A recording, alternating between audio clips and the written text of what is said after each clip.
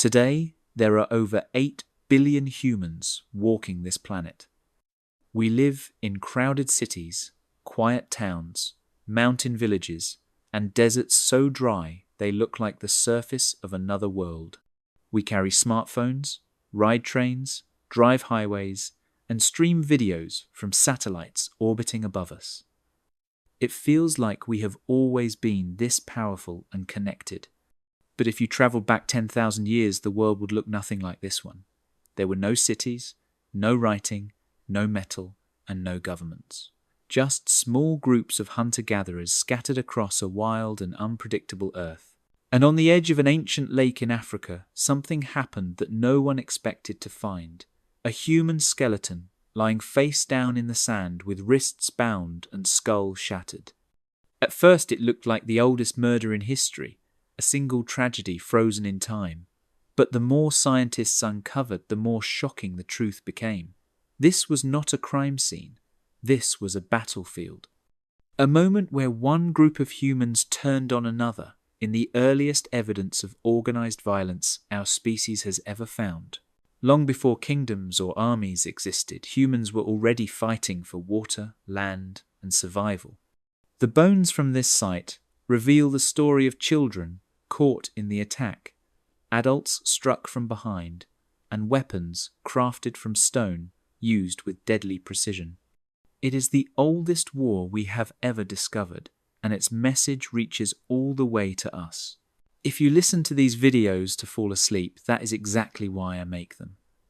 So subscribe maybe, and tell me where you are watching from and what time it is for you. I check the comments, and it is always wild to see people from Manila getting ready for school, New York winding down at night, and Sydney waking up with breakfast, all at once. You know that strange chill you get when you sense something is wrong before you can explain why? Like walking into a room and feeling the air shift even though nothing looks different. That is the feeling the archaeologists had the moment their brushes touched the sand. The morning sun hung low over a dry lakeshore in Africa, turning the ground into bright gold. Wind skimmed across the empty plain, whispering through tall grass that had grown over a place where no one had walked for thousands of years. It should have been peaceful. It should have been silent. But it was not. Something was waiting just beneath the surface. A scientist knelt beside a patch of earth where the sand looked a little too smooth, as if someone long ago had tried to hide something. With slow strokes, dust lifted away. First a curve of bone, then the back of a skull, then the shape of a human body lying face down as if it had fallen and never risen again. The skeleton was twisted, frozen in a position that made no sense for a peaceful death. Wrists crossed, ribs angled downward, the bones of the face pressed into the dirt like the person had been forced there. As more sand brushed away, the scene grew worse. A stone blade was still lodged in the side of the skull. The wrists were turned in such a way that even after so many centuries, you could see they had been tied together. The neck was at a sharp angle, the kind that comes from a final moment filled with terror. The scientists did not say anything at first. They just stared. A human being had died here in a violent way, long before the first pyramids, long before the first written language, long before anyone had even thought about telling history instead of living it. At first it looks like a murder, a single victim, a lone tragedy left behind for time to swallow. But then the archaeologists widen their search. A few feet away, another bone. A few more steps, another skull cracked open by a blow. Everywhere they looked, the ground began to reveal more bodies, some adults, some children. Some still pierced by stone points that had never been removed. This was not an accident. This was not nature. This was something intentional, something organized, something terrifying. Imagine the moment it happened. 10,000 years ago, a lake once filled this place with blue water and fish and life. People camped along its shores. They cooked meals. They fished from simple boats. They told stories under the stars. Then one day, another group arrived. Maybe they came quietly. Maybe they ran screaming. Maybe they believed this was the only way to survive in a world where food was running out and the climate was turning dry. Whatever their reason, they struck with deadly force. The people who lived here had no warning. They had no chance. When we look at this skeleton in the sand today, it is not just bones. It is the first chapter of a story older than any city or kingdom. A story about what humans are capable of when fear and hunger twist into something darker. This is not a crime scene. It is the remains of one of the oldest battles ever fought. A battlefield disguised as a murder until the earth finally gave up its secrets. You have to imagine time not as a straight line, but as a deep ocean that you drop into, sinking past everything familiar until the world around you changes into something that barely feels human anymore. That is what happens when we zoom out from that single skeleton lying in the sand. One moment you are looking at a person who lived a life, felt fear, took breaths just like you do, and the next you are falling backward through thousands of years until you land in a world that existed long before cities rose, long before metal tools gleamed in firelight, long before anyone carved symbols that could be called writing. This body is older than every recorded story humans have ever told. It belongs to a time when memory existed only inside the minds of living people who could vanish with a bad season or one unlucky day. More than 10,000 years ago, the place where the skeleton lay was not the dry, cracked land we see now. It was a lake shore, alive with birds and tall reeds and the soft slap of water against the mud. Families built simple shelters from sticks and animal skins. They moved with the seasons, following herds and fish. Their entire world was made of what they could see and touch. No monuments, no governments, no armies with armor. Just small groups of people trying to survive day after day in a world that did not care whether they succeeded or failed. So what kind of world produced a body with shattered bones and tied wrists?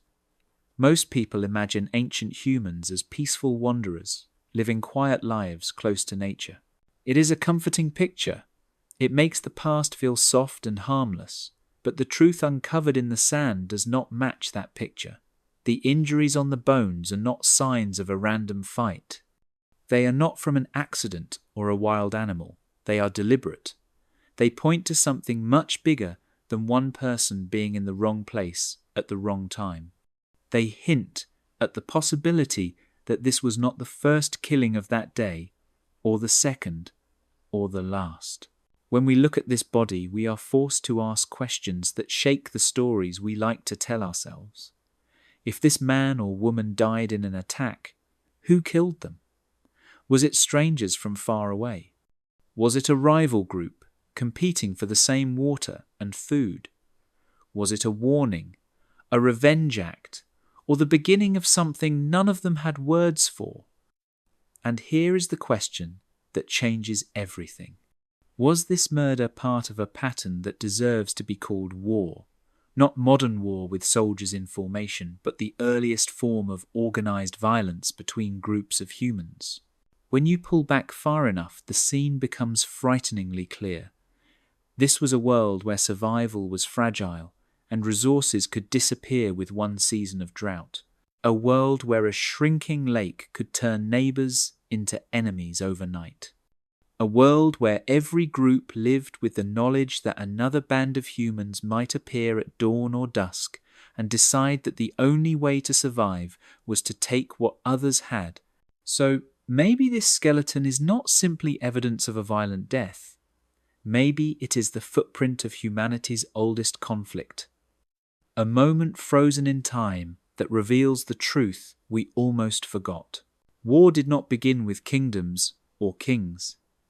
It began here, in a world far older than history, where humans first learned what it meant to fear each other.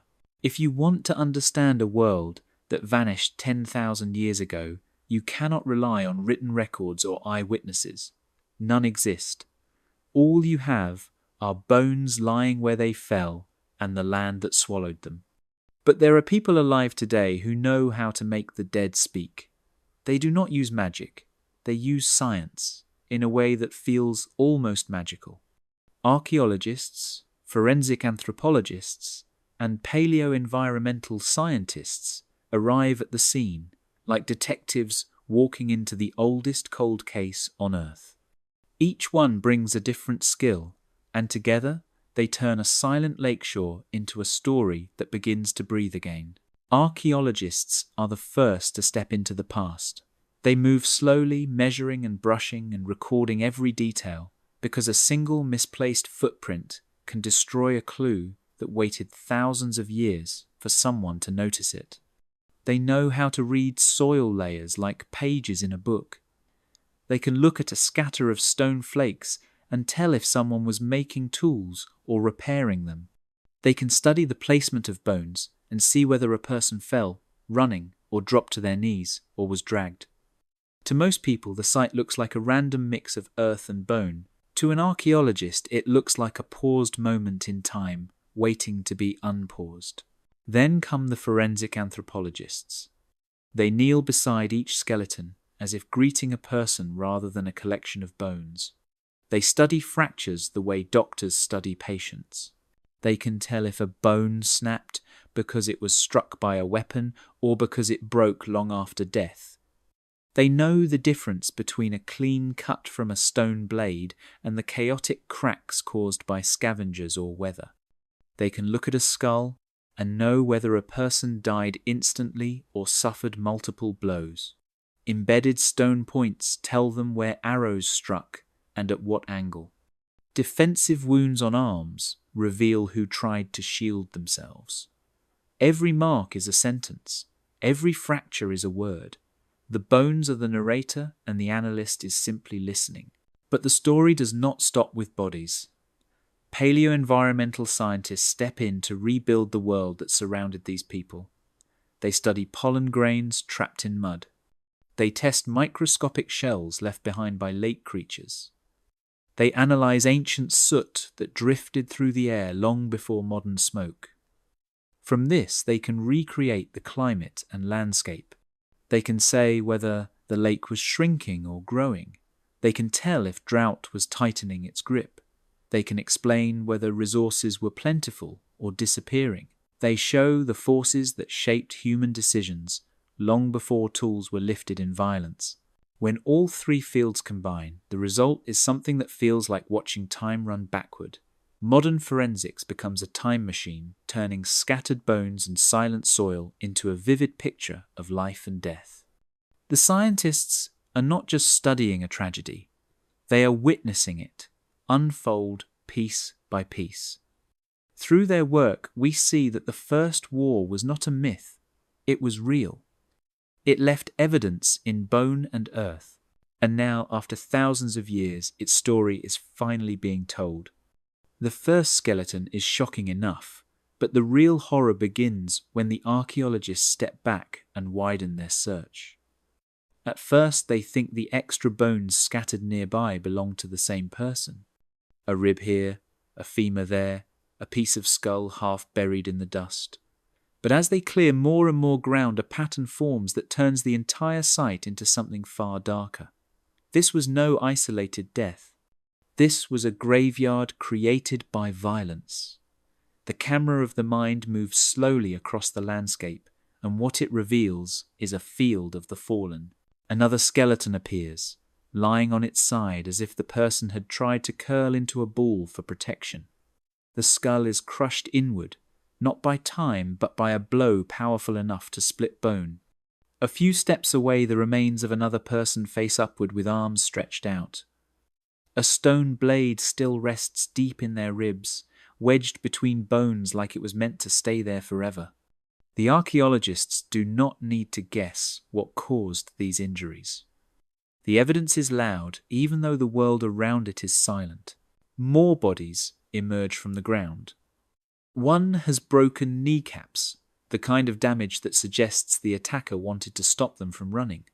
Another skeleton has both hands raised, the bones of the forearms cracked and splintered by repeated strikes. A third has an arrow point still embedded in the spine. These people did not fall peacefully. They were not buried with care. They were struck down, left behind, and forgotten by everyone except the earth that swallowed them. The more the scientists uncover, the clearer it becomes that this is not a burial site. There are no signs of graves, no careful placement of bodies, no offerings or markers.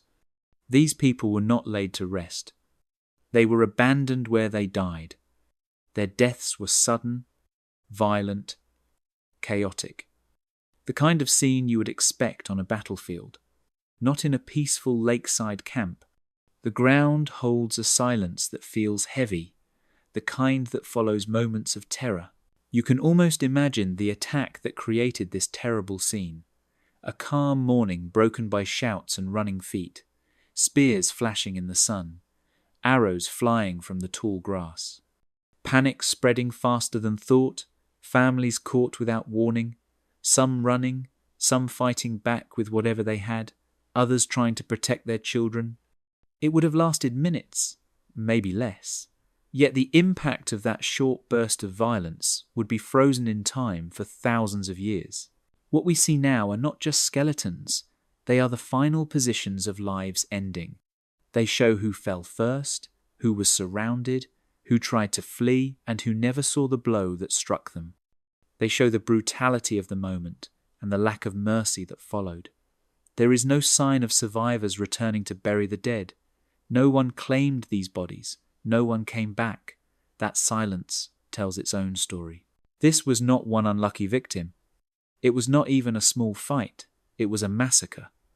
A deliberate attack meant to wipe out an entire group. The graveyard of the violently dead is not just a place of bones. It is the earliest evidence of organized human violence. A message from the deep past telling us that even in the dawn of our species, the line between survival and brutality was razor thin. Try to imagine the lake as it was on the morning everything changed. The sun rising over water that shimmered like silver. The air cool. Birds calling from the reeds. A small group of hunter-gatherers beginning another ordinary day. Their shelters made from wood and skins formed a loose half-circle near the shore. Cooking fires sent thin threads of smoke into the quiet sky. Baskets filled with last night's catch sat beside woven nets drying in the warm breeze. Children wandered near the waterline searching for shells. Adults checked fish traps set in the shallows. Life moved at a slow, steady rhythm shaped by the lake that fed them and the land that surrounded them. But the peace of that morning hides a truth. The lake was shrinking. The rains had been unpredictable for years, and the water level had fallen inch by inch until the shoreline was far from where it used to be. Fish were harder to find. Animals came less often. The group felt the pressure of a world changing around them, even if they had no words to describe climate or drought. They only knew that surviving had become harder, and the lake meant everything. As the camp moved through its routine, no one noticed the first shadow on the horizon. It was far away, softened by heat and distance. A few figures appeared, then vanished, then appeared again.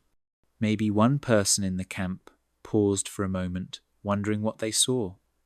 Maybe they dismissed it, thinking it was an animal or a traveller passing by. There was no reason to expect danger. Humans were rare. The land was wide.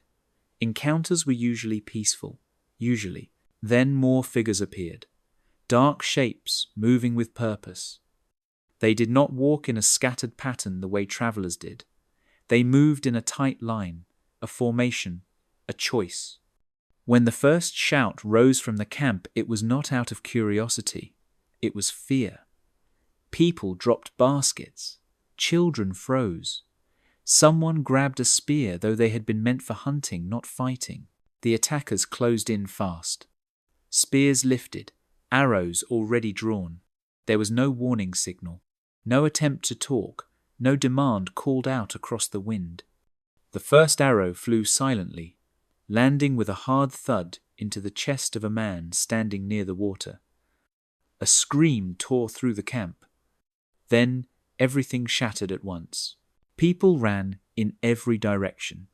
some toward the lake, some toward the shelters, some without any idea where to go.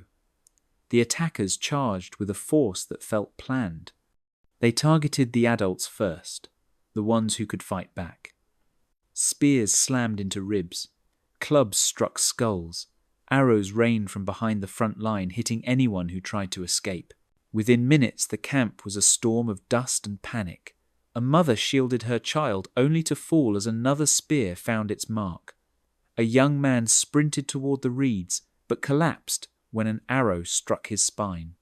A woman carrying a tiny basket swung it like a weapon before she was overwhelmed. The lake that had sustained them for generations reflected the rising chaos. Ripples spread across the surface as bodies fell near the shore.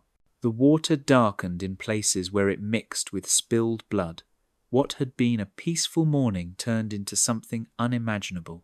This was not a random burst of anger. It was a coordinated attack by people who knew exactly what they were doing. They struck without hesitation and without mercy. They came to take the lake because their own survival depended on it. For the victims, it was the day the lake turned red. For us, it is the moment we begin to understand that organized violence did not start with kingdoms or armies. It began here beside shrinking water under a rising sun in a world struggling to survive.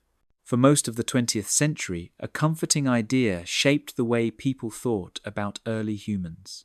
Scholars believed that war was a recent invention, something that appeared only after cities rose and kings wanted power and borders. According to that view, hunter-gatherers were peaceful wanderers who lived simple lives close to nature. They shared food. They avoided conflict. They solved problems through cooperation rather than violence.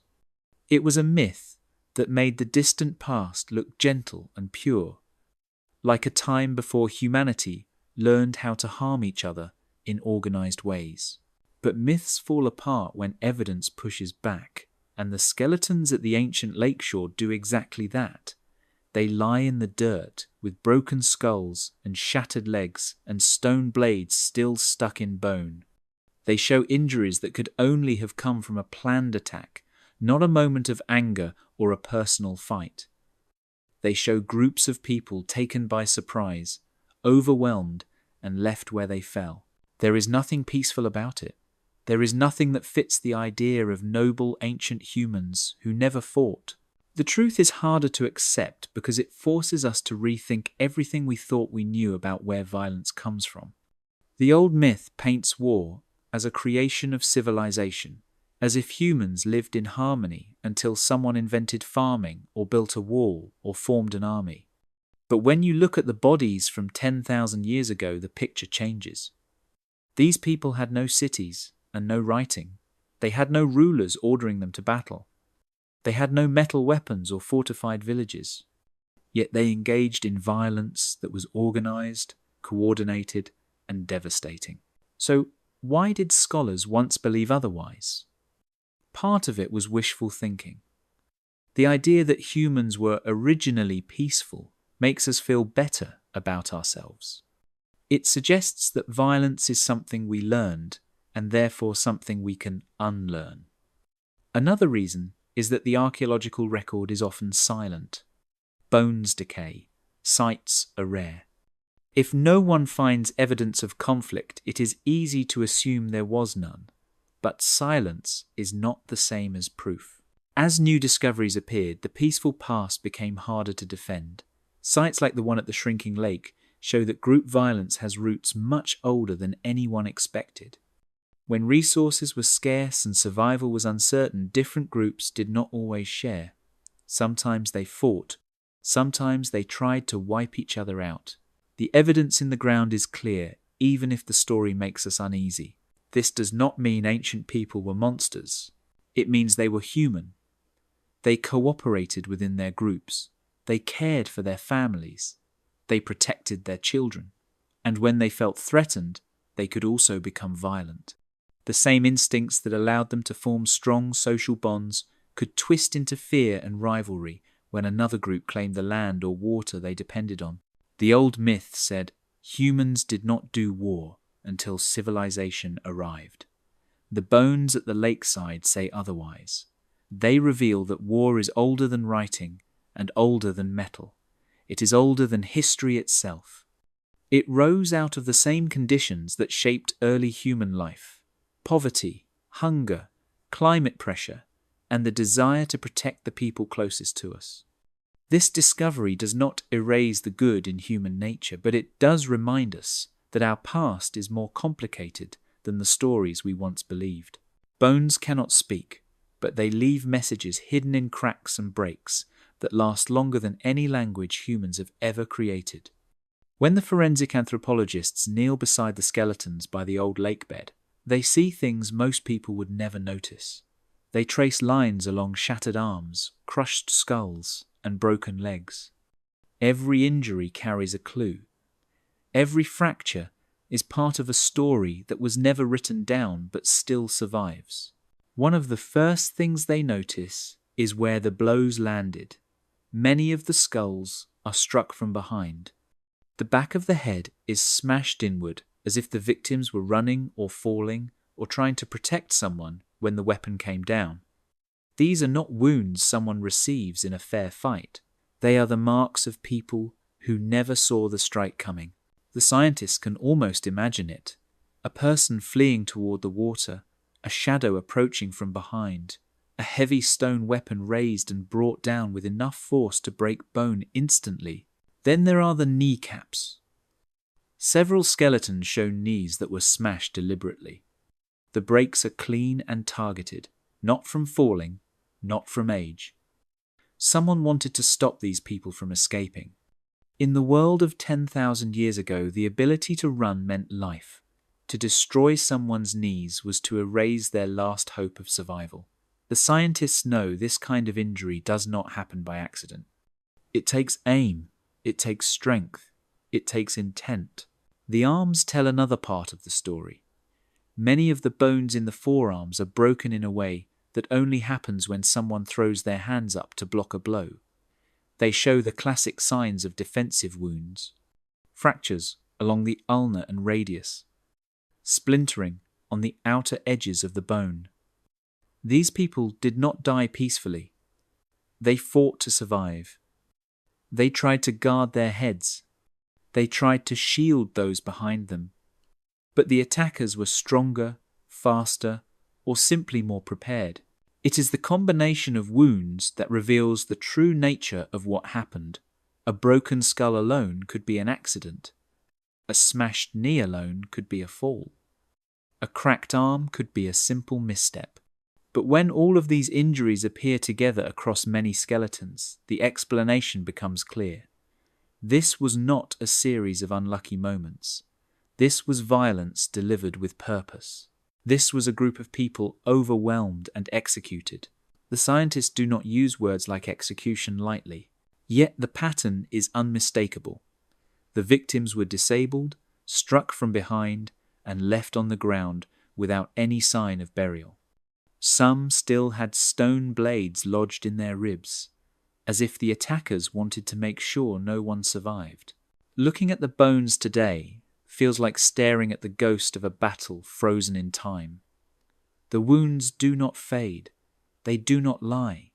They show exactly how the final moments unfolded. The victims had no armor and no warning. The attackers showed no mercy. These were not random acts of violence. They were decisions made with chilling precision. The bones remind us that even in the distant past, humans understood how to hurt each other in ways that left no chance for escape. The hardest part of examining an ancient battlefield is not the adults whose bones show signs of struggle and defense. It is the small skeletons, the ones that should never have been there in the first place. When the archaeologists uncover the remains of children lying among the fallen, the air grows heavier. These are not warriors. These are not competitors for land or water. They are the youngest members of a community that never had a chance to grow up. Their bones are tiny and fragile, yet they carry wounds that reveal a truth darker than anything found so far. One of the first small skeletons uncovered shows an arrow point lodged between its ribs. The stone tip is still sharp, even after 10,000 years, as if time itself refused to dull the violence behind it. Whoever fired that arrow aimed low. They aimed at someone running, someone small, someone trying to get away. Another child's skull has a crack that spreads across the top like a lightning bolt. The force needed to create that break was immense. It was not a fall. It was not clumsiness. It was a direct blow. The scientists move carefully around these remains. Even though so much time has passed, there is something deeply human about seeing a child's skeleton. It does not matter that the world has changed, or that entire continents have shifted in climate and shape. The sight makes the violence feel real in a way adult skeletons never quite can. Children do not choose to fight. They do not choose sides. Their bones tell us that the attackers were not just defeating a group of adults, they were destroying a community from its youngest members upward. Then the scientists find something that silences the entire dig site. The remains of a pregnant woman. Her ribs are cracked. A stone point rests near her hip where it once pierced flesh. The bones of the tiny fetus still lie within her frame. 2 lives ended at the same moment. 2 futures erased before they could begin. This discovery shifts the interpretation of the scene. This was not a raid meant to scare or to steal supplies. It was not a warning. It was an attempt to wipe out an entire group so completely that none of them could return, rebuild, or bear children who might remember the attack. The presence of children and unborn infants on this battlefield is proof of the attacker's intention. They did not target only those who could fight back. They targeted everyone. They removed the possibility of future generations who might compete for the lake or the land around it. In the harsh world of 10,000 years ago, survival often depended on eliminating threats entirely. But knowing that fact does not make the scene any easier to face. The bones of these children and the unborn child inside the fallen woman turn the massacre into something even more chilling. They reveal that this was not just violence, it was strategy, a decision to erase a lineage rather than defeat a rival. When we look at their remains today, we are reminded that the oldest war on Earth was not only fought with weapons, it was fought with the intention to silence a people forever. Long before humans built cities or carved their first symbols into stone, the greatest force shaping their lives was not another tribe or a wild animal, it was the climate. The world 10,000 years ago was shifting in ways that would have felt terrifying to the people living through it. Rain patterns changed without warning. Seasons behaved unpredictably. Lakes that once stretched across the horizon began to pull back, inch by inch, until families who had relied on them for generations found themselves staring at cracked earth where water used to be. The lake beside the ancient camp was one of those disappearing bodies of water. For people who depended on fish and freshwater animals, this shrinking lake was not just a warning, it was a threat to their entire existence. The waterline moved farther away each year. Fish became fewer. Plants that once grew along the shore turned brittle. Even the animals that used to come to drink began traveling elsewhere. Every sign pointed toward a world tightening its grip on resources. A family might survive a bad season, they could not survive a bad decade. Climate instability does not announce itself with loud events. It creeps in quietly. One season is a little drier, the next is worse. Then a year comes when the rain does not fall at all, and suddenly everything feels fragile. Children grow thin, hunters travel farther and return with less. Elders who once knew every plant and path begin to doubt their knowledge. The lake becomes the center of the group's life in a way it never was before. It is no longer just a source of food. It is hope. It is safety. It is survival. Now imagine another group watching the same lake shrink from the opposite shore. They feel the same fear. They face the same hunger. They hear the same cries of children who cannot understand why the world is changing around them. In a time when humans had no way to control the climate and no way to predict the future, the shrinking lake might have felt like a message, a warning that only one group would make it through the next years. This fear grows into something stronger than anger. Anger comes from emotion. Scarcity comes from reality. When people believe that their survival is at risk, they make choices they never would have made before. The idea of sharing becomes impossible. The idea of waiting for a better season becomes dangerous. The idea of negotiating or moving or hoping becomes a gamble that might cost lives. The climate did not strike anyone that day. There were no storms or floods. Instead, the climate created the world that made the attack possible. When one group saw another living beside a lake that could no longer support both of them, they may have felt forced to act. Not because they wanted to, not because they hated the people across the water, but because the shrinking lake had turned nature itself into a weapon. Scarcity becomes a force that can push humans to do things they would never imagine. It erases hesitation. It twists fear into strategy. It whispers that there is only enough for one group and that waiting too long might mean losing everything. The people who attacked the lakeside camp were shaped by the world collapsing around them. In their minds, violence became the final answer when every peaceful option had dried up along with the water. Long before humans built cities or carved their first symbols into stone, the greatest force shaping their lives was not another tribe or a wild animal. It was the climate. The world 10,000 years ago was shifting in ways that would have felt terrifying to the people living through it. Rain patterns changed without warning. Seasons behaved unpredictably. Lakes that once stretched across the horizon began to pull back inch by inch, until families who had relied on them for generations found themselves staring at cracked earth where water used to be. The lake beside the ancient camp was one of those disappearing bodies of water. For people who depended on fish and freshwater animals, this shrinking lake was not just a warning, it was a threat to their entire existence. The waterline moved farther away each year. Fish became fewer. Plants that once grew along the shore turned brittle. Even the animals that used to come to drink began traveling elsewhere.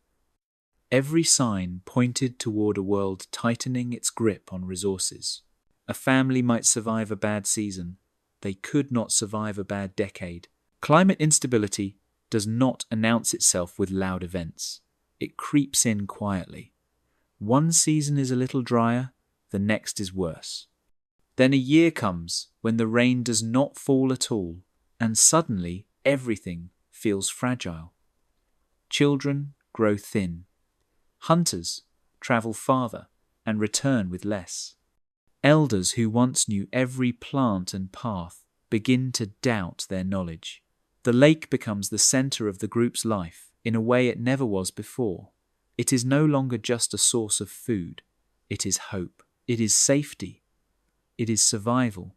Now imagine another group watching the same lake shrink from the opposite shore. They feel the same fear. They face the same hunger. They hear the same cries of children who cannot understand why the world is changing around them. In a time when humans had no way to control the climate and no way to predict the future, the shrinking lake might have felt like a message, a warning that only one group would make it through the next years. This fear grows into something stronger than anger. Anger comes from emotion. Scarcity comes from reality. When people believe that their survival is at risk, they make choices they never would have made before. The idea of sharing becomes impossible. The idea of waiting for a better season becomes dangerous. The idea of negotiating or moving or hoping becomes a gamble that might cost lives. The climate did not strike anyone that day. There were no storms or floods. Instead, the climate created the world that made the attack possible.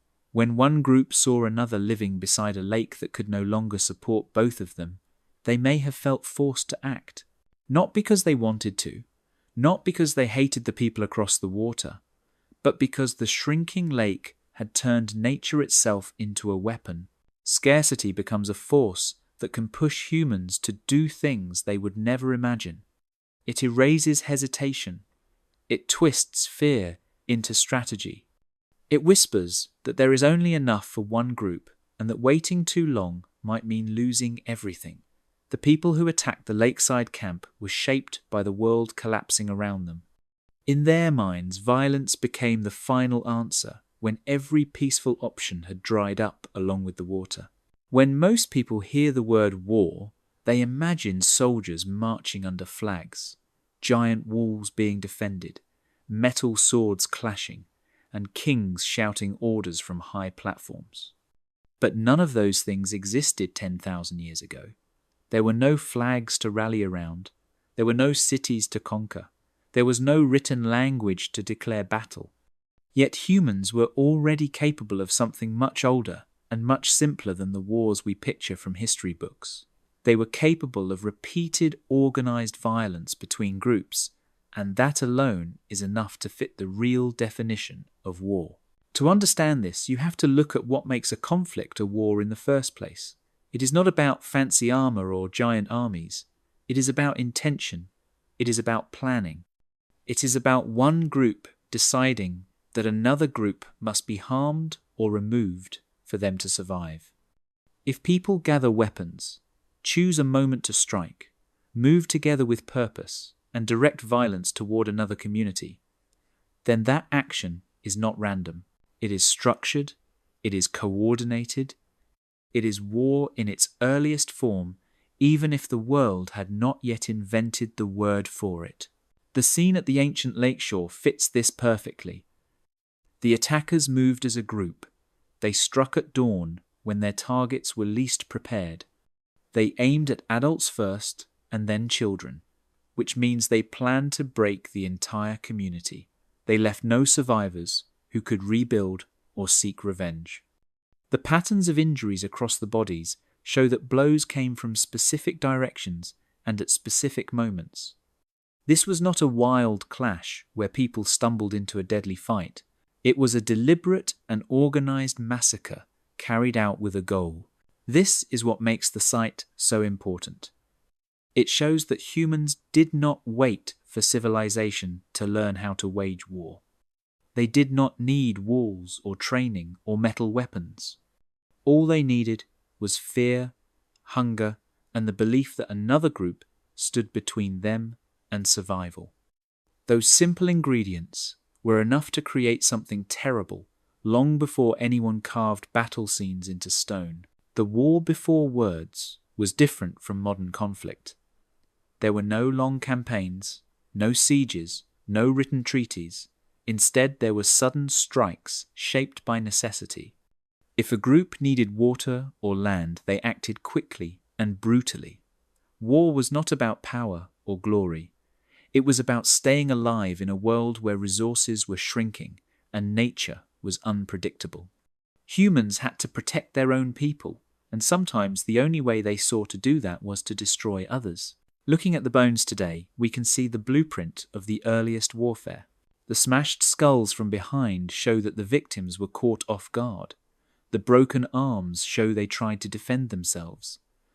The smashed kneecaps show that the attackers wanted to stop escape. The stone points lodged in ribs show that weapons were used with precision.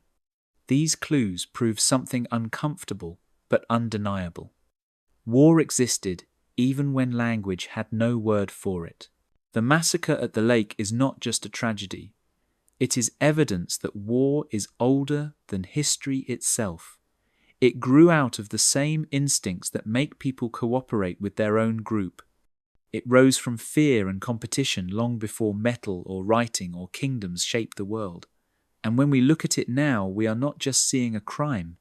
We are seeing the first known war, a moment frozen in time where humanity discovered what it meant to fight as a group long before anyone could explain why. The massacre at the shrinking lake is not the only place where ancient violence left its mark. Far from that shoreline, another site tells a story just as chilling. It is a cemetery, but not the peaceful kind people imagine when they think of burial grounds. This place is filled with bodies that carry the history of a world where conflict never truly stopped. Here the bones do not just show how people died, they show how people lived and how often they were forced to fight to stay alive. When archaeologists uncovered the first skeleton, they noticed something unusual. An arrow point was still embedded deep in the bone, but the bone around it had begun to heal. That meant the person had survived the first attack and lived for weeks or even months with a stone point lodged inside them. The next skeleton had a fractured arm that had healed crooked, suggesting the person had once blocked a blow strong enough to snap the bone in two. Nearby, another set of ribs carried old healed cracks and fresh unhealed breaks, proof that the same person had been injured in more than one violent encounter. These were people who lived through conflict again and again. The cemetery grew darker as more skeletons emerged. Some had arrow points still buried in their spines. Some had skull fractures that came from heavy weapons. One skeleton had scars where a blade had sliced across the pelvis and left a deep groove. Another had a bone in the shoulder, shattered by what must have been a powerful strike. But the most shocking part was that not all of these wounds were fatal. Many had healed. These people had suffered, recovered, and gone back to their lives only to be hurt again later. It becomes clear that this was not a single attack like the massacre at the lakeshore. This was a pattern, a cycle, a world where danger was constant and battles were small but frequent. Groups clashed over water, hunting paths, and safe places to build shelters. Some conflicts may have involved only a few people, others may have been larger, but all of them left marks on the bones that survived long after every memory of the events had faded. You can imagine the rhythm of life in this community. Children growing up with adults who limped from old injuries, hunters carrying scars from arrows that had missed their hearts by inches, elders telling stories of the times they were ambushed or escaped an enemy group. Every healed wound was a reminder that conflict was normal. Every fresh wound was a reminder that peace was temporary. This site shows that ancient humans did not face violence only in rare moments of crisis. They lived in a world where conflict returned again and again, like the changing of seasons. The idea that hunter-gatherers lived simple, peaceful lives is shattered by the bones in this graveyard. They reveal a truth that is both powerful and unsettling. People were not only prepared to fight, they expected to. The cemetery of the broken shows us that the earliest humans lived in a reality shaped by conflict just as much as cooperation. They cared for their injured. They helped wounded members heal. But the scars on the bones say everything. This was a world of chronic conflict, a world where violence was not an exception but a regular part of life. The story of human conflict did not begin with the first spear thrown or the first blow struck. It began with something quieter and much older. The moment humans learned to work together, they also learned to divide the world into those who belonged and those who did not. Cooperation is one of our greatest strengths. It helped our ancestors share food, protect children, and survive harsh environments. But the same instinct that creates strong families and loyal groups can twist into something darker the moment another group appears on the horizon. The idea of us and them is ancient, older than language, older than farming, older than the first camps built beside ancient lakes. When early humans lived in small bands, every person mattered. Every hunter, every gatherer, every child was important for survival. These groups learned to trust each other completely. They shared stories, tools, and responsibilities. They risked their lives for one another because their lives depended on that unity. Inside the group, loyalty was deep and powerful. But that loyalty came with a cost. Anyone outside the group was a stranger. Strangers meant danger in a world with no laws, no police, and no promise of safety. A single unknown face could be a threat, or a thief, or someone carrying illness. Fear and caution were natural reactions even before the first conflicts ever happened. Over time, this instinct shaped how ancient people saw the world. They developed symbols that marked who belonged to their group. Maybe it was a style of body paint, a type of decoration, or a shared way of crafting tools. These markers helped them know who to trust during long journeys across harsh landscapes. But they also created invisible walls between different communities. A person who did not wear the same markings or speak the same patterns of sound might be treated with suspicion before they said a single word.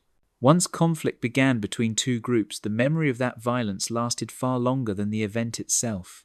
If someone was hurt or killed, their relatives remembered. Their friends remembered. The entire group remembered. Stories would spread through the camp, warning children to stay away from certain paths or certain faces. A single attack could turn into generations of fear, even if the original reason was forgotten. The memory of danger became a lesson passed from parent to child. This long memory of violence is one of the reasons early conflicts did not simply fade away. Even if two groups lived far apart or had no direct contact for years, the memory remained alive. It shaped decisions about where to travel, where to hunt, and who to trust. It created a pattern where cooperation inside the group became stronger the more they feared outsiders. That fear made them more united, but also more likely to attack first if they felt threatened. The tragic part is that these instincts were not born from hatred. They were born from survival. In a world with limited resources, trusting the wrong person could mean hunger or death. Humans learned to draw lines between us and them to stay safe, but those lines could quickly turn into reasons for conflict. When we look at the bones from the ancient lake shore and the graveyard filled with broken skeletons, we are not just seeing the results of a single moment of violence. We are seeing the echoes of a mindset that had been growing for thousands of years. A mindset that made it easy for cooperation to flip into hostility the moment another group stepped too close. That instinct still lives in us today. It is one of the oldest memories humanity carries, a reminder that our greatest strength can also become our greatest danger when fear distorts the way we see one another. If you want to understand why the first war may have started, you have to imagine what a lake meant to people living 10,000 years ago. It was more than just water. It was food in the form of fish and shell creatures. It was a place where animals gathered, making hunting easier. It was safety during dry seasons. It was a lifeline that decided whether families survived or slowly starved. When a lake began to shrink, it did not just affect one group. It affected every group within walking distance. Suddenly, a lake became the most valuable territory anyone could control. In that world, owning a lakeshore meant having a future. Losing it meant facing hunger and risk. As the climate shifted and rainfall became unreliable, the lake became a symbol of hope and stability. For people whose entire lives depended on the natural world, this single body of water represented everything worth protecting. When two groups needed the same shrinking resource, they did not have long meetings or peaceful treaties. They had fear, and fear made simple needs feel like life or death battles. But territory alone does not explain why humans fought. Hunting grounds mattered just as much. Herd animals migrated along predictable paths. If one group controlled a section of land along those paths, they had a steady supply of meat and hides. If another group controlled that land, they gained the advantage instead. Losing access to a hunting ground could mean losing the ability to feed children and elders. It meant fewer tools, fewer skins for clothing, and fewer opportunities to live through winter. Every patch of land and every trail was part of a fragile puzzle that kept early humans alive. When pieces of that puzzle were taken by others, conflict became almost unavoidable. There is also something less physical, but just as powerful, that shaped ancient conflict: pride. Reputation mattered in a world without stable laws.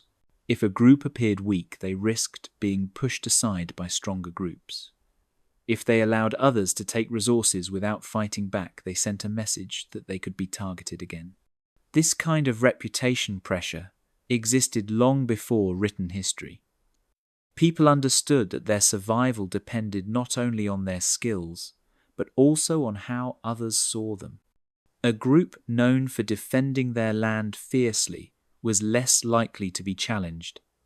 A group known for backing away from conflict could be overrun.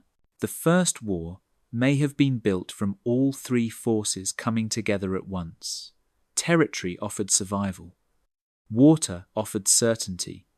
Pride offered protection through fear. When the shrinking lake created a crisis, these motives mixed into something explosive. One group looked at the lake and saw their only chance. The other group looked at the strangers approaching and saw a threat to everything that kept them alive. In the end, the massacre at the lakeshore was not caused by a single reason. It was caused by the weight of survival pressing down on everyone at the same time. The lake symbolized the future. The land around it symbolized power, and the way each group viewed itself and others shaped the decision to fight. When all of these forces collided, the result was the First War, born not from cruelty, but from the brutal reality of a world where every resource meant life itself. When you picture a weapon, you probably imagine something designed only for battle, but in the world of 10,000 years ago, the tools of survival and the tools of violence were often the same. Early humans did not forge metal blades or shape armor. They shaped stone. Hard, sharp stone that could cut meat, scrape hides, carve wood, and, if needed, end a life. The line between gear and weapon was so thin it almost did not exist. A tool used in the morning to prepare food could be used in the evening to defend a family. A hunter's spear could become an attacker's spear, with no change at all. The most common weapon of the time was a simple stone point attached to a wooden shaft. It was designed for hunting animals that were fast, strong, and sometimes dangerous. Hunters needed to strike with accuracy. They needed to hit vital organs. They needed to bring prey down before it got away or turned on them. These same qualities made the stone-tipped spear deadly when used against humans. A thrust to the chest or stomach could kill instantly. A throw from a distance could drop someone before they knew what hit them. What worked against animals worked against people with terrifying ease. Arrows were another tool that blurred the line between hunting gear and weapons. Lightweight shafts with sharpened stone tips allowed hunters to strike from far away. They could take down birds, antelope, and small game with quiet precision. But once tensions rose between groups, those same arrows became silent killers. Archaeologists have found arrowheads still lodged in the bones of people from the Lakeside Massacre and from other ancient conflicts. The marks show that the attackers knew exactly how to aim and how to use the weapon to cause maximum harm. These arrows were not clumsy or rushed. They were placed with the same skill used to take down running prey. Even simple stone blades, the kind used daily to shape wood or prepare food, became dangerous when held the wrong way in a moment of fear or fury. These blades were razor sharp because they needed to slice through tough animal hides. In close combat, they could cut deep into muscle and bone. Several skeletons from ancient battle sites show clean slashes across ribs and limbs, the unmistakable signature of stone knives used with force. Clubs and heavy stones were also part of the Stone Age arsenal. A hunter might carry a heavy stone to break bones during butchering. That same stone could smash a skull with terrifying efficiency. Many of the crushed skulls found at ancient conflict sites show smooth, round impacts rather than jagged edges. This means the fatal blows came from weapons that were shaped for everyday tasks. What makes these weapons so haunting is that none of them were created for war. They were created for survival. Humans did not invent violence by designing weapons. Violence came naturally from tools that were already part of daily life. When food grew scarce or when fear rose too high, the tools created to hunt animals became the tools used to hunt each other. This is why the line between gear and weapon fades in the Stone Age.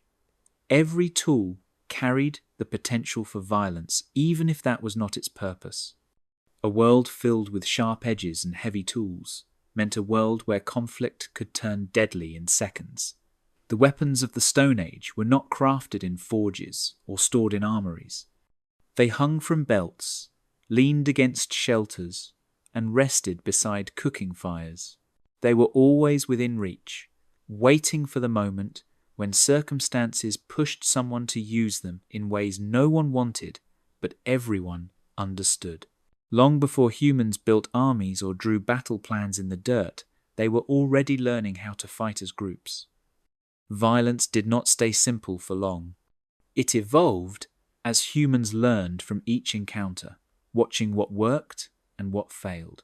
The earliest battles did not look like the organized lines of later history, but they carried the first sparks of strategy. People began to understand that winning a fight meant more than strength. It meant timing.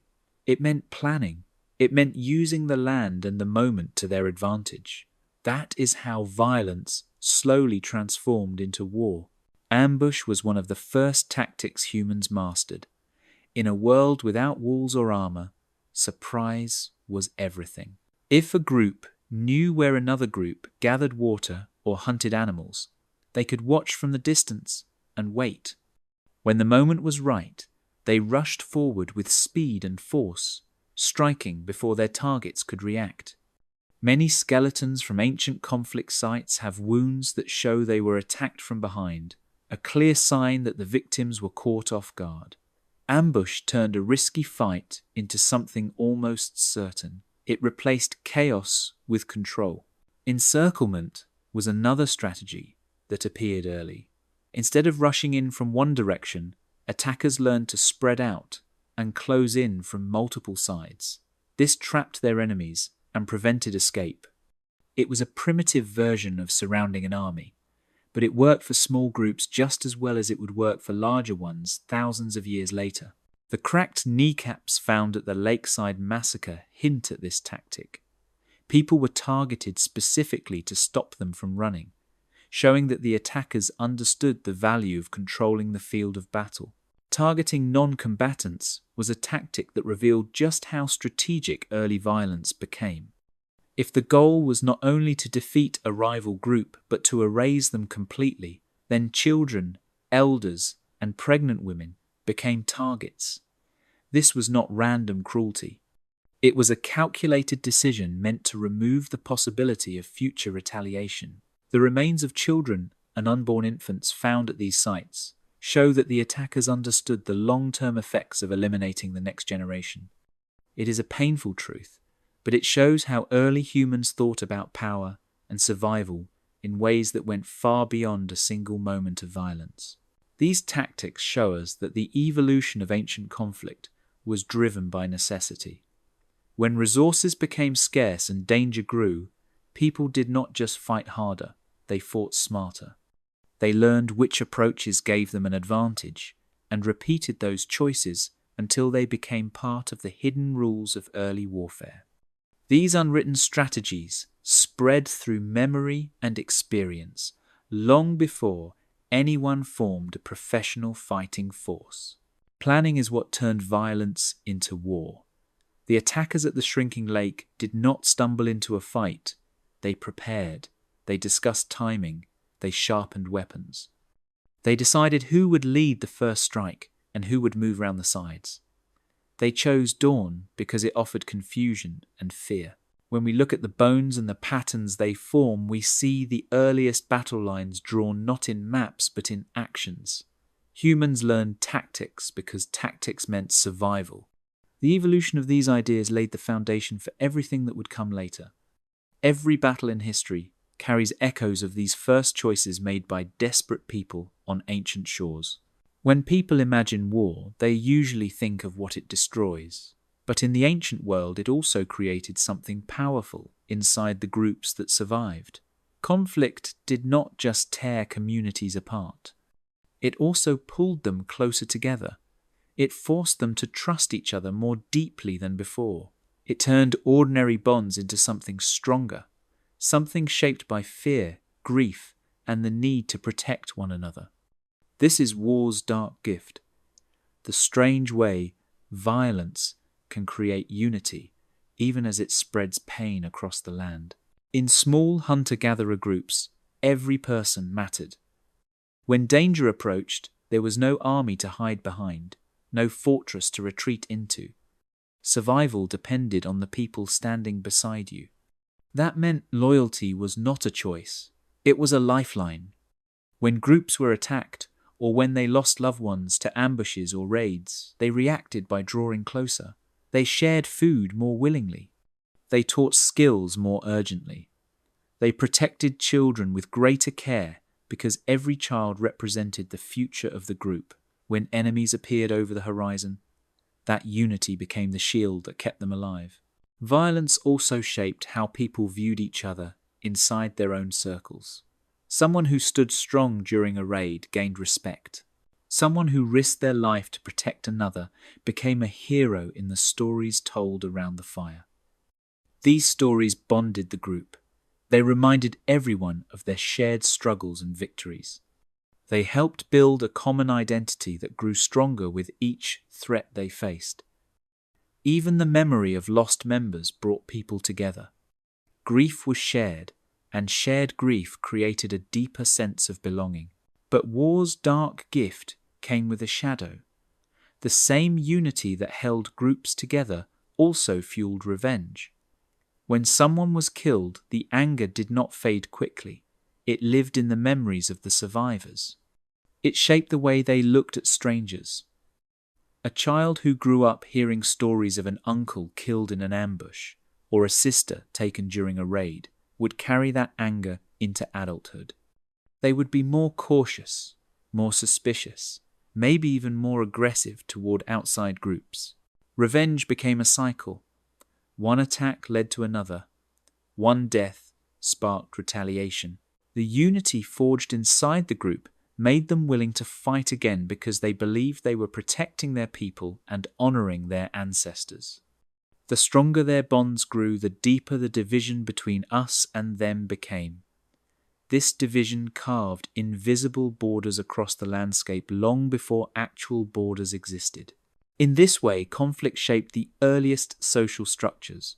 Groups trained together in small ways, practicing how to move, how to hunt, and how to watch for danger. Children learned early to recognize warning signs in the distance. They grew up surrounded by adults who had survived violence and carried the lessons in their bones. These lessons were passed down through generations, creating a culture of shared responsibility and shared fear. War's dark gift was not a blessing. It was a survival mechanism born from a harsh world. It made groups stronger on the inside, but also more likely to clash with others. It built loyalty, but also built the foundations for long-lasting feuds. When we look at the ancient skeletons found by the shrinking lake, we are not just looking at individuals who suffered. We are looking at the product of a world where unity and violence existed side by side, shaping humanity in ways that still echo through our lives today. Bones can tell us how someone died, but they cannot tell us what kept them awake at night. They cannot show the shaking hands, the racing heartbeat, or the silent moments when a survivor remembered the screams of someone they loved. Trauma does not fossilize, yet it shaped ancient humans just as powerfully as broken bones did. When we look at the skeletons from the lakeside massacre, and the other sites filled with healed and unhealed wounds, we are only seeing the surface of what those people carried. The real scars lived in their minds and in their stories long after the bodies were laid to rest. Imagine the survivors returning to the place where the attack happened. They step around the fallen, their voices quiet, their movements slow.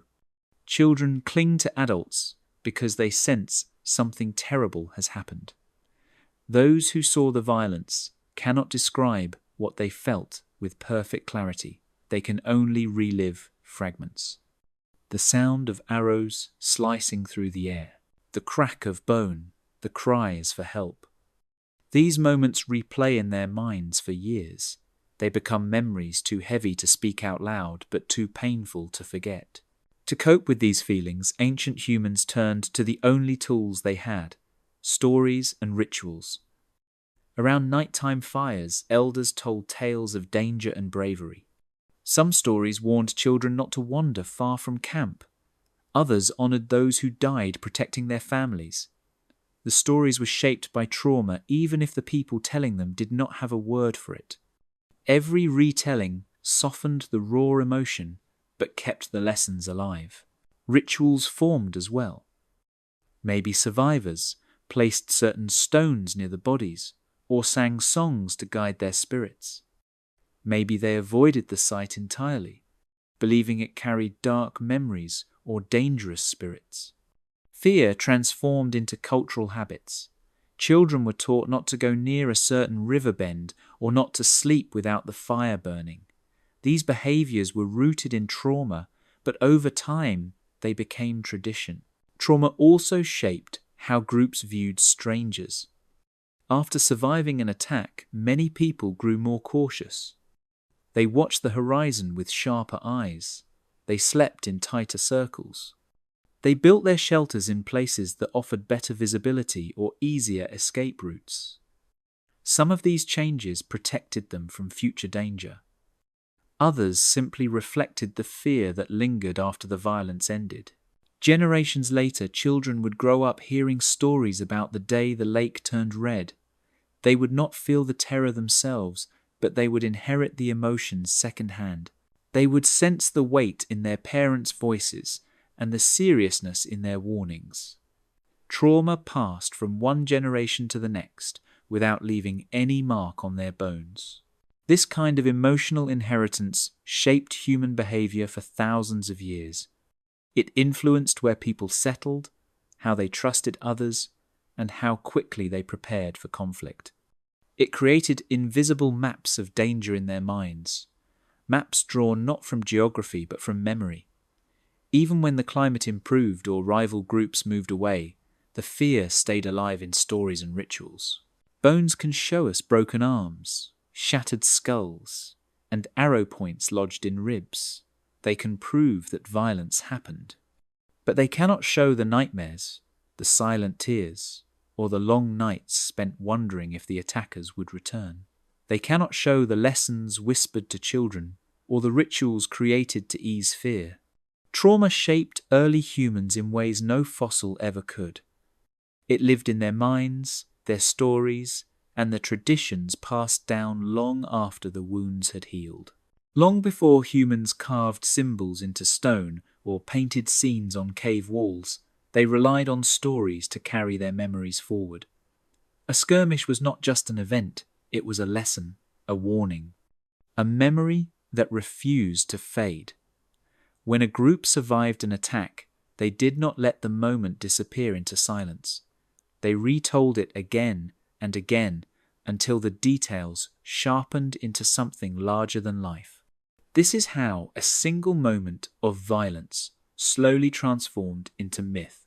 Imagine the survivors sitting around a fire on the night after the massacre. The flames flicker across their faces. The smell of smoke mixes with the smell of dust, still clinging to their skin. No one speaks at first. They all feel the weight of what happened. But eventually someone begins to talk.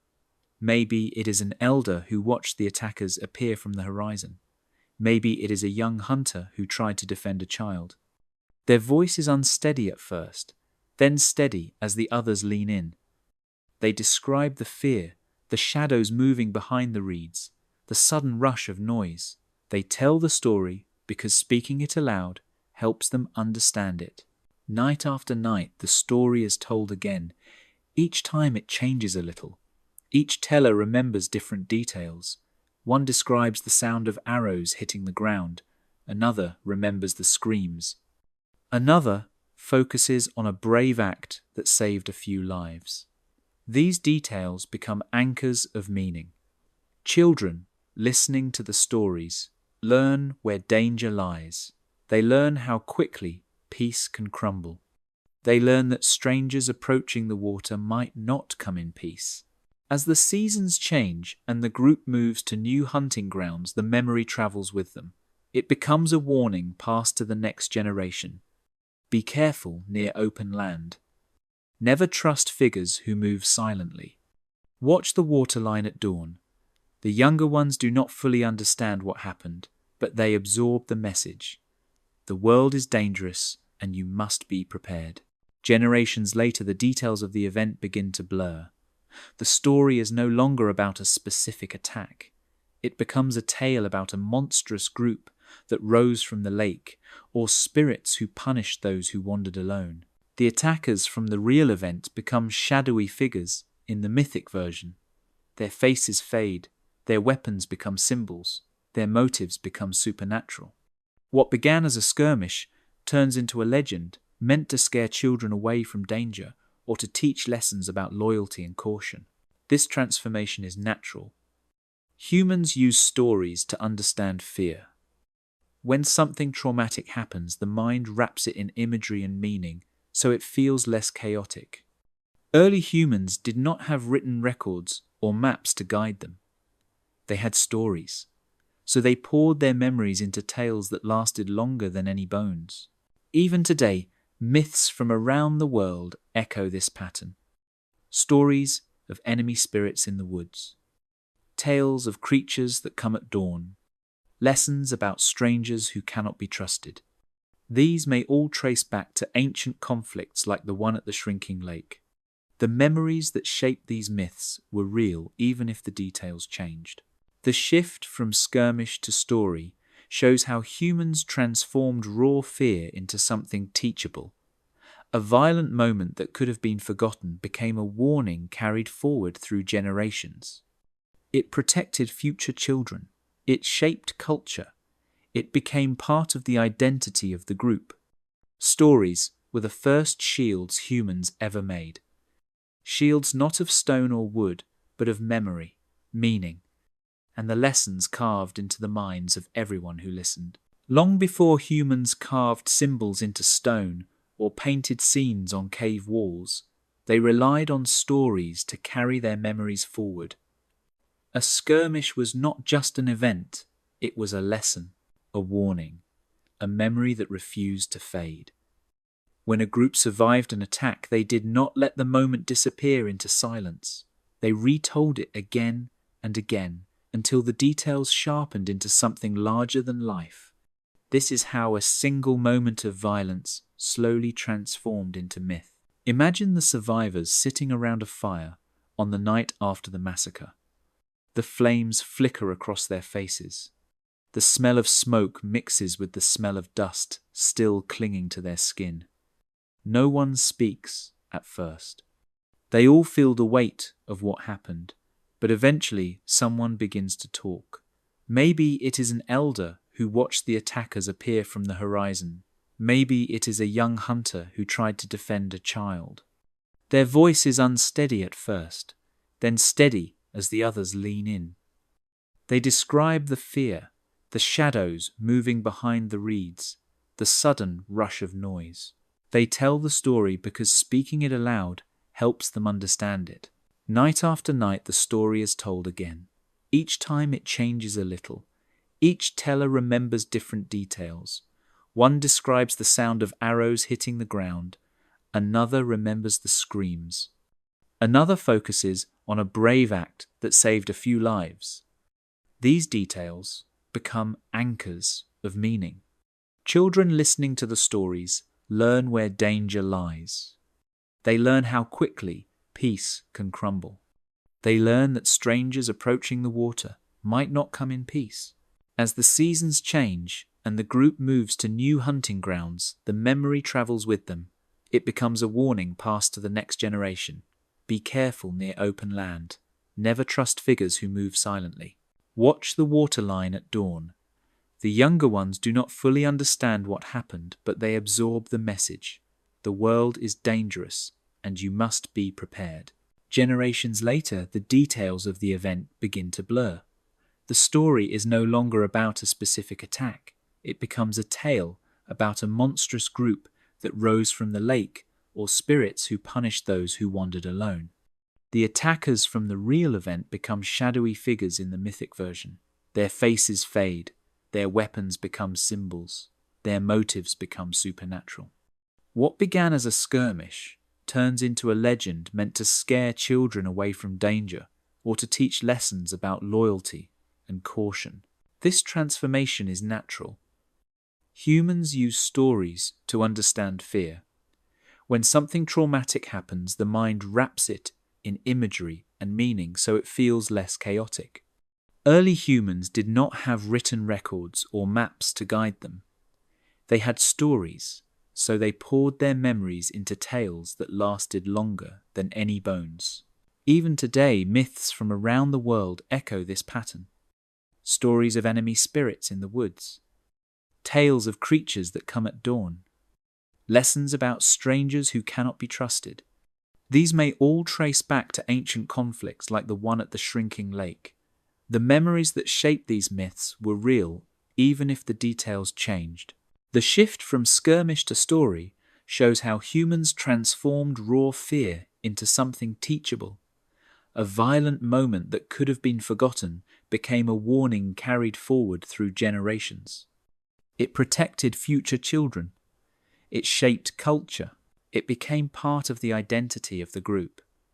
Stories were the first shields humans ever made. Shields not of stone or wood, but of memory, meaning, and the lessons carved into the minds of everyone who listened. Long before humans carved symbols into stone or painted scenes on cave walls, they relied on stories to carry their memories forward. A skirmish was not just an event, it was a lesson, a warning, a memory that refused to fade. When a group survived an attack, they did not let the moment disappear into silence. They retold it again and again until the details sharpened into something larger than life. This is how a single moment of violence slowly transformed into myth. Imagine the survivors sitting around a fire on the night after the massacre. The flames flicker across their faces. The smell of smoke mixes with the smell of dust, still clinging to their skin. No one speaks at first. They all feel the weight of what happened, but eventually, someone begins to talk. Maybe it is an elder who watched the attackers appear from the horizon. Maybe it is a young hunter who tried to defend a child. Their voice is unsteady at first, then steady as the others lean in. They describe the fear, the shadows moving behind the reeds, the sudden rush of noise. They tell the story because speaking it aloud helps them understand it. Night after night the story is told again. Each time it changes a little. Each teller remembers different details. One describes the sound of arrows hitting the ground. Another remembers the screams. Another focuses on a brave act that saved a few lives. These details become anchors of meaning. Children listening to the stories learn where danger lies. They learn how quickly peace can crumble. They learn that strangers approaching the water might not come in peace. As the seasons change and the group moves to new hunting grounds, the memory travels with them. It becomes a warning passed to the next generation. Be careful near open land. Never trust figures who move silently. Watch the waterline at dawn. The younger ones do not fully understand what happened, but they absorb the message. The world is dangerous and you must be prepared. Generations later, the details of the event begin to blur. The story is no longer about a specific attack. It becomes a tale about a monstrous group that rose from the lake, or spirits who punished those who wandered alone. The attackers from the real event become shadowy figures in the mythic version. Their faces fade, their weapons become symbols, their motives become supernatural. What began as a skirmish turns into a legend meant to scare children away from danger or to teach lessons about loyalty and caution. This transformation is natural. Humans use stories to understand fear. When something traumatic happens, the mind wraps it in imagery and meaning so it feels less chaotic. Early humans did not have written records or maps to guide them. They had stories, so they poured their memories into tales that lasted longer than any bones. Even today, myths from around the world echo this pattern. Stories of enemy spirits in the woods, tales of creatures that come at dawn, lessons about strangers who cannot be trusted. These may all trace back to ancient conflicts, like the one at the shrinking lake. The memories that shaped these myths were real, even if the details changed. The shift from skirmish to story shows how humans transformed raw fear into something teachable.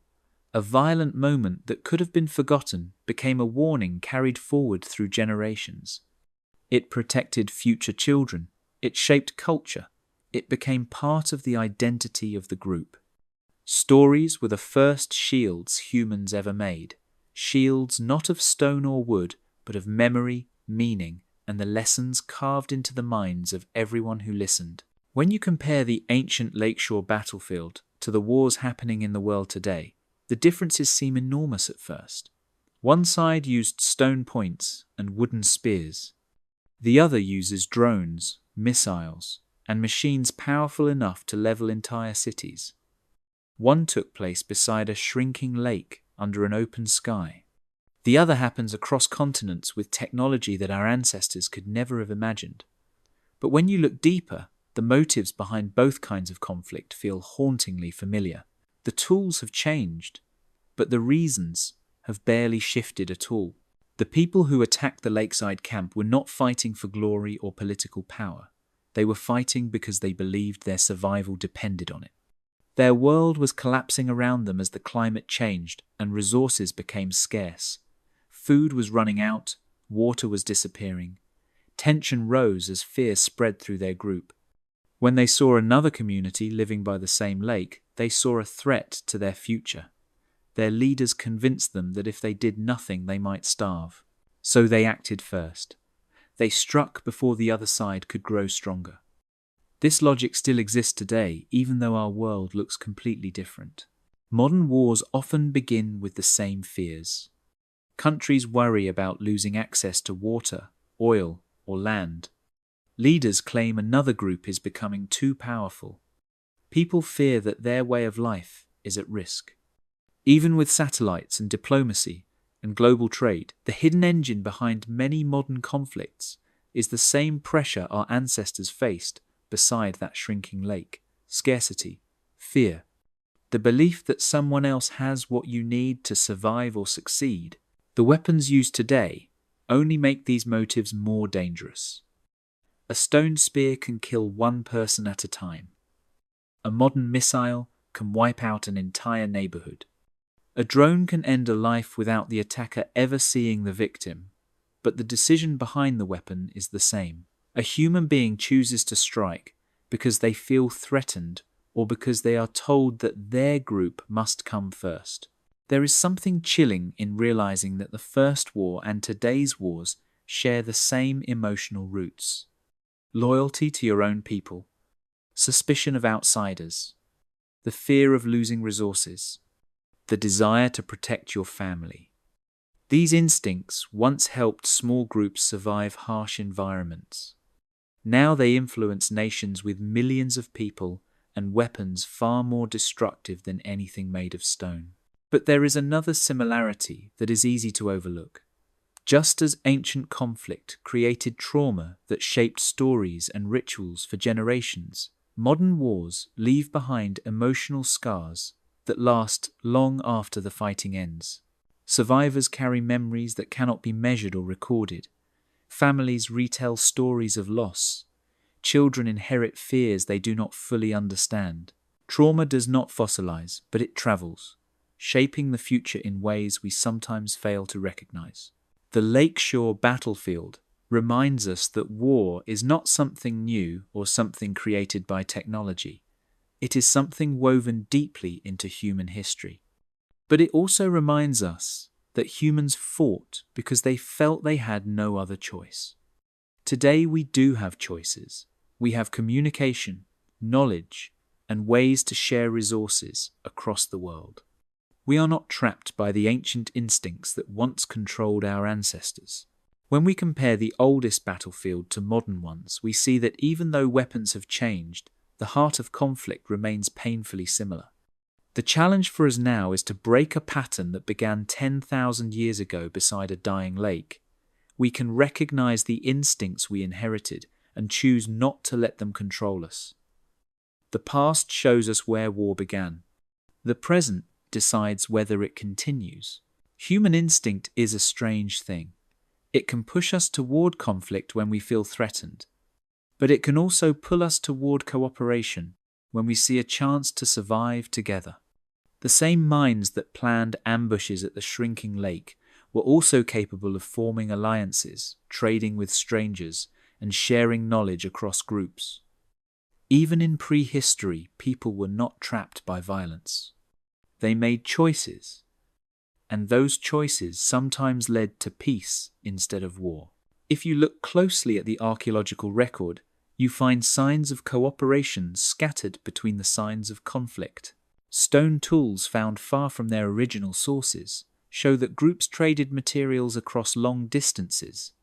Certain styles of beadwork and ornaments appear in multiple regions, suggesting that people shared techniques or exchanged gifts. Some burial sites contain people from different genetic backgrounds laid to rest in the same way, hinting that groups merged or welcomed outsiders. These quiet connections speak to a side of human nature that is just as old as violence. Peace in the ancient world did not look like modern treaties or written agreements. It looked like two groups meeting at a river and deciding not to fight. It looked like sharing stories around a fire, or trading shells for stone, or allowing young people from different groups to marry. It looked like honoring agreements that were never written down but remembered through generations. These acts did not make headlines because writing did not exist, but they helped early humans survive in landscapes that could be unpredictable and harsh. Even the people involved in the Lakeshore Massacre likely experienced moments of peace in their lives. They might have traded with neighbors during better seasons. They might have formed alliances against predators or shared knowledge about weather or migration patterns. Conflict was not constant. It rose when fear or scarcity pushed people too far, but it faded when groups saw the benefit of cooperation. The tension between conflict and cooperation lived inside every person. Instincts told them to protect their own group, but instincts also told them to seek allies. This balance shaped their decisions. When the world felt stable, groups leaned toward peace because cooperation offered more opportunities.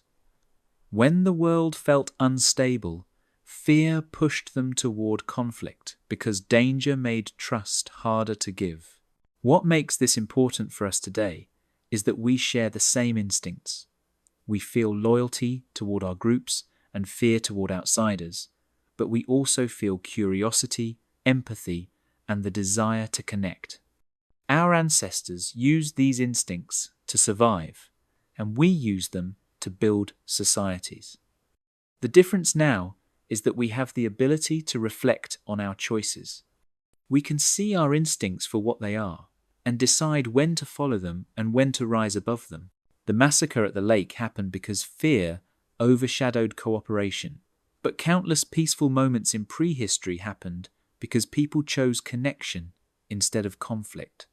These moments did not leave dramatic marks on bones, but they left marks on culture, knowledge, and human evolution. From instinct to choice, the path is long, But it began thousands of years ago when early humans discovered that survival was not only about winning battles, it was also about forming bonds. Peace was not an accident. It was a decision. A decision that ancient people made again and again when conditions allowed. A decision we still make today. The story ends where it began, on the edge of a forgotten lake in Africa, where the wind still blows across the sand and the sun still rises over a landscape that once witnessed the oldest war we have ever found. The skeleton lying face down in the dirt is silent, but it carries a message that reaches across 10,000 years. Its shattered skull, its bound hands, and the stone point buried near its ribs remind us of what humans are capable of when fear becomes stronger than compassion. But they also remind us of something even more important. We do not have to repeat this story. When archaeologists first brushed away the sand from this body, they expected to find a mystery. Instead, they uncovered a mirror. Every detail of this ancient battlefield reflects the instincts that still live inside us. The instinct to protect our group, the instinct to fear outsiders, the instinct to fight when we believe our survival is threatened. These instincts shaped the attack on the lakeshore. They shaped the oldest war. They shaped the scars we carry in our history. But instincts are not destiny. The people who died here did not choose the world they lived in. They did not choose the shrinking lake or the changing climate or the hunger that pushed another group to violence. We do not live in that world anymore. We face challenges, but we also have knowledge, communication, and choices that early humans never had. When we return to the skeleton by the lake, we see someone who lived in a time when the world felt small and unforgiving. A time when one shrinking water source could push entire communities toward destruction. A time when fear felt like truth. But standing here today, we see more than their suffering. We see a warning carved into bone. We see the cost of letting fear erase empathy. We see the danger of dividing the world into us and them until there is no space left for understanding. The bones tell a story of what happens when humans let instinct take control. They show us what happens when groups forget that strangers are also people with hopes, families, and fears of their own. They show us how quickly conflict can ignite when resources disappear and trust breaks apart.